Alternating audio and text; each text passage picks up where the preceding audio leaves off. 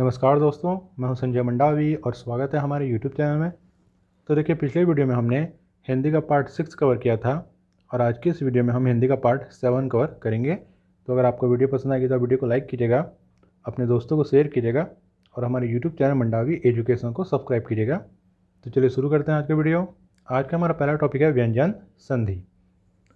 तो देखिए, यहाँ पर व्यंजन का व्यंजन से अथवा किसी स्वर से मेल होने पर जो परिवर्तन होता है उसे व्यंजन संधि कहते हैं। ठीक है, तो व्यंजन क्या व्यंजन से, ठीक है, व्यंजन का व्यंजन से क्या होगा, परस्पर मेल होगा। ठीक है, या व्यंजन का किसी स्वर से मेल होने पर जो परिवर्तन होता है उसे क्या कहते हैं, व्यंजन संधि कहते हैं।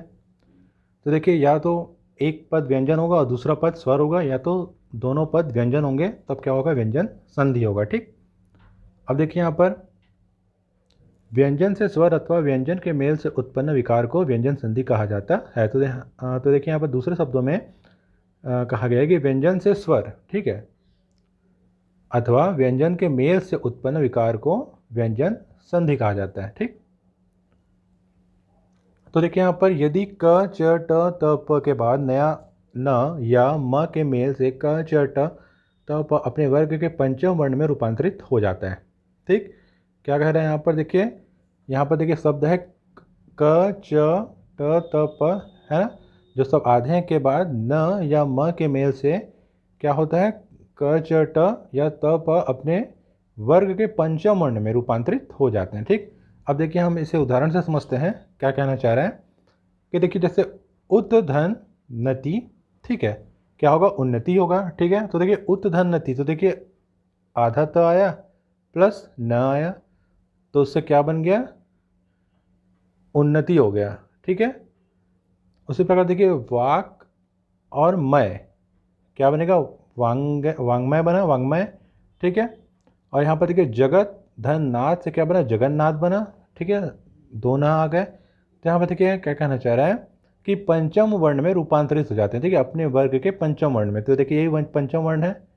ठीक है, देखिए यहाँ पर वर्ग हो गया। ठीक है, न का वर्ग हो गया, जब न का वर्ग होगा तो क्या होगा, न हो जाएगा इस तरीके से। ठीक है, और देखिए यहाँ पर जगत धन नाथ में क्या हुआ, हमारा जगन्नाथ हो गया। ठीक है, तो ये भी क्या हो गया, वर्ग हो गया। तो ये क्या है, पंचम वर्ण है। ठीक, अब यहाँ पर देखिए अगला है, यहाँ पर देखिए पॉइंट कि यदि क च ट त प के बाद किसी वर्ग का तृतीय या चतुर्थ वर्ण आता है या य र ल व तथा कोई स्वर आए तो क च ट त प के स्थान पर इसी वर्ग का तीसरा वर्ण आ जाता है। तो देखिए यहाँ पर क च ट त प, ठीक है, के बाद किसी वर्ग का तृतीय या चतुर्थ वर्ण आता है, ठीक है, या य र ल व तथा कोई स्वर आए, ठीक है, तो क च ट त प के स्थान पर इसी वर्ग का तीसरा वर्ण आ जाता है। अब देखिए हम इसे उदाहरण से समझ सकते हैं। ठीक है, आपको ऐसे समझ में नहीं आएगा, तो देखिए यहाँ पर सत धन वाणी, देखिए यहाँ पर सिंगल धन है, ठीक है, मिसप्रिंट हो गया है, तो देखिए सत धन वाणी क्या होगा, सदवाणी हो जाएगा। ठीक है, सत धन वाणी मतलब आधा त और प्लस धन व बराबर क्या होगा, सदवाणी। ठीक है, व में द मिल गया। ठीक है, उसी प्रकार देखिए यहाँ पर दिक् धन गज में क्या होगा, दिग्गज हो जाएगा। ठीक है, ग का क्या हो गया, वर्ग हो गया, इसे कहते हैं ग का वर्ग। ठीक है, जो दो ग आ जाते हैं ना वो होते हैं ग के वर्ग। उसके बाद देखिए यहाँ पर दिक् धन अंत में होगा दिगंत। ठीक है, अब यहाँ पर देखिए क्या कह रहा था, अब देखते हैं शुरू से फिर से हम कि किसी वर्ग का तृतीय या चतुर्थ वर्ण आ जाता है तो य र ल व तथा कोई स्वर आए तो इसके स्थान पर इसी वर्ग का तीसरा वर्ण आ जाता है। ठीक है, इसी वर्ग का तीसरा वर्ण, देखिए क और ग मिलकर क्या बन गया, दिग्गज बन गया, तो वर्ग का तीसरा वर्ण हुआ। इससे पहले भी जो हम पढ़े थे उसमें भी वर्ग का तीसरा वर्ण था या पंचम वर्ण था। यहाँ पर देखिए दिक् धन अंत क्या होगा, दिगंत हो गया। ठीक है, अब यहाँ पर देखिए तीसरा पॉइंट है कि म के बाद यदि कोई स्पर्श व्यंजन वर्ण आए तो मका है ना, तो मका अनुस्वार तथा बाद वाले वर्ण का रूपांतरण स्पर्श व्यंजन के वर्ग का पंचम वर्ण हो जाता है। अब देखिए यहाँ पर फिर से पंचम वर्ण की बात कर रहा है, तो देखिए म के बाद यदि कोई स्पर्श व्यंजन वर्ण आए तो म के बाद, ठीक है, उसके अनुसार तथा बाद वाले वर्ण का रूपांतरण स्पर्श व्यंजन के वर्ग का पंचम वर्ण हो जाता है। देखिए स्पर्श व्यंजन के वर्ग का पंचम वर्ण, तो हम इसे उदाहरण से समझ सकते हैं कि स्पर्श क्या है व्यंजन, और तो यहाँ पर देखिए सम धन गम क्या होगा, सम धन गम बराबर होगा संगम। ठीक है, तो देखिए आधा म और ग मिलकर क्या बना, संगम बना। ठीक है, मतलब अम की मात्रा यहाँ पर लगा संगम। ठीक है, रूप एकदम परिवर्तित हो गया इसका। उसके बाद देखिए यहाँ पर है अहम धनकार बराबर क्या होगा, अहंकार। तो देखिए यहाँ पर आधा म जहाँ पर लग रहा है वहाँ पर, यहाँ पर देखिए बिंदु वाली मात्रा लग रही है। ठीक है, अहंकार। और यहाँ पर देखिए संगम में सम में बिंदु की मात्रा है, यहाँ पर ह में बिंदु की मात्रा है। अब देखिए यहाँ पर किम धनचित क्या होगा, किंचित हो गया। तो आप ध्यान पे रखिएगा, जिस तरीके से ये जो आधे म आ रहे हैं इससे बिंदु वाली मात्रा लग रही है। ठीक है, शब्दों में ध्यान पे रखिएगा। ठीक, तो वही कह रहे हैं कि स्पर्श व्यंजन के वर्ग का पंचम वर्ण हो जाता है। ठीक, तो देखिए अगर वीडियो आपको पसंद आएगी तो वीडियो को लाइक कीजिएगा, अपने दोस्तों को शेयर कीजिएगा, और हमारे यूट्यूब चैनल मंडावी एजुकेशन को सब्सक्राइब कीजिएगा। साथ ही हमारे टेलीग्राम चैनल को ज्वाइन कीजिएगा, और हमारे फेसबुक पेज को भी लाइक कीजिएगा। साथ ही हमारे फेसबुक ग्रुप को भी आप ज्वाइन कीजिएगा। ठीक है, लिंक जो है वो आपको डिस्क्रिप्शन में मिल जाएगा। और अगर किसी भी प्रकार का डाउट होता है आपको वीडियो से रिलेटेड, तो आप मुझे कमेंट बॉक्स में कमेंट कर सकते हैं। और एक इंपॉर्टेंट बात कि आप वीडियो को कम से कम 2 बार देखिए, जिससे आपको चीज़ें अच्छी तरीके से समझ में आएगी और आप चीज़ों को ध्यान पे रख पाएंगे।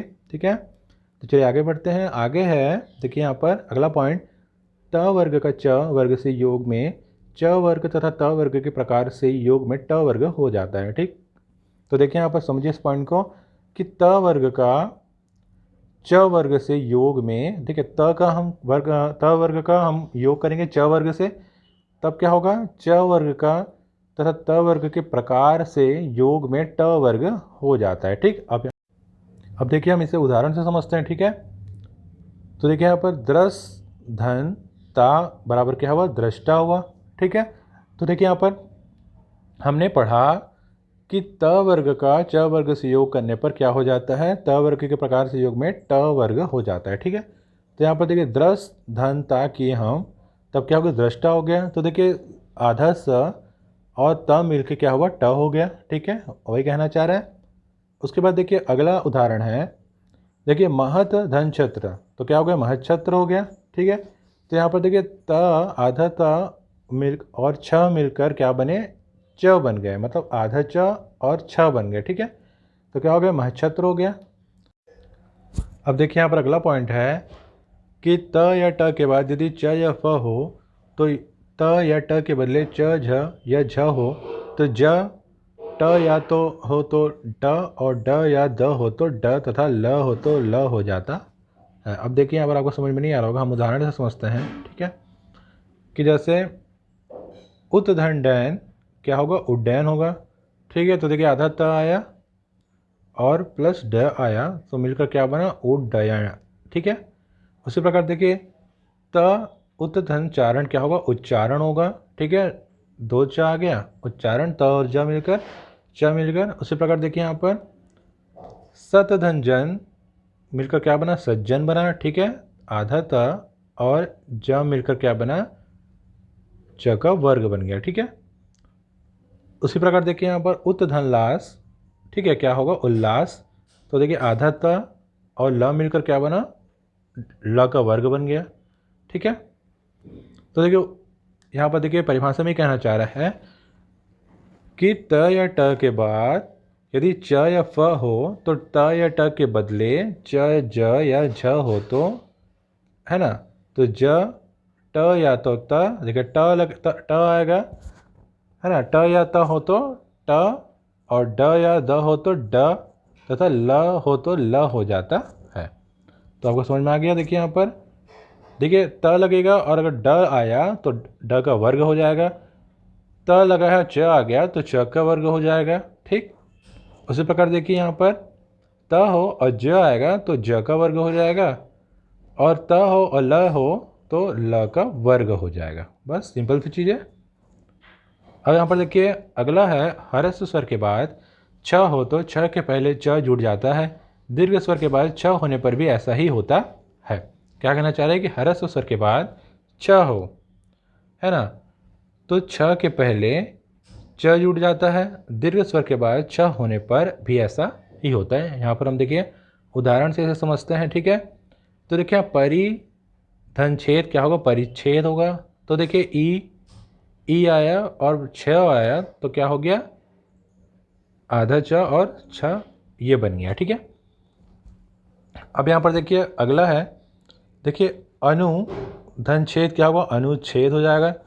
तो देखिए यहाँ पर हरस्व स्वर आया मतलब ऊ आया, हरस्व स्वर देखिए ऊ आया, हरस्व स्वर मतलब देखिए छोटा स्वर जो होता है ना उसे हरस्व स्वर कहते हैं। देखिए ऊ आया और छ आया तो क्या हुआ, च और छ बन गया। ठीक है, अब यहाँ पर देखिए उसी तरह देखिए यहाँ पर साला धन छादन क्या होगा, साला छादन होगा।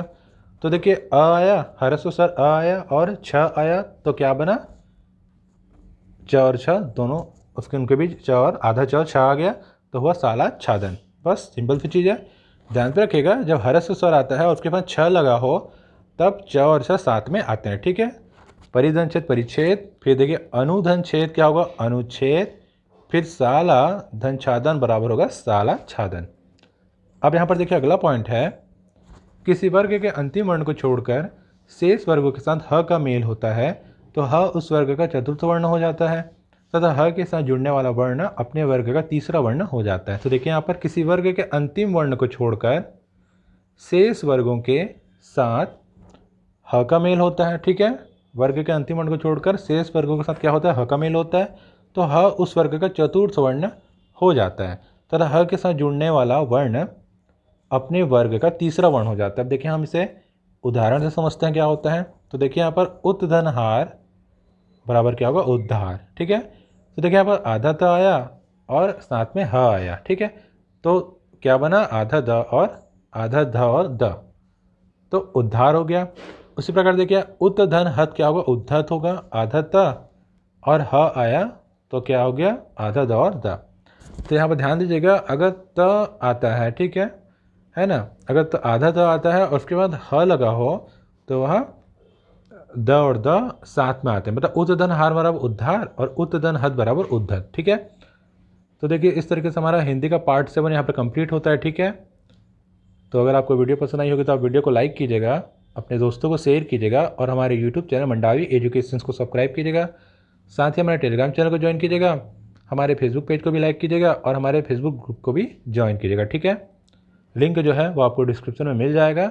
और अगर किसी भी प्रकार का डाउट होता है आपको वीडियो से रिलेटेड तो आप मुझे कमेंट बॉक्स में कमेंट कर सकते हैं। और एक इंपॉर्टेंट बात कि आप वीडियो को कम से कम 2 बार देखिए जिससे आपको चीज़ें अच्छी तरह की समझ में आएगी और आप चीज़ों को ध्यान पे रख पाएंगे।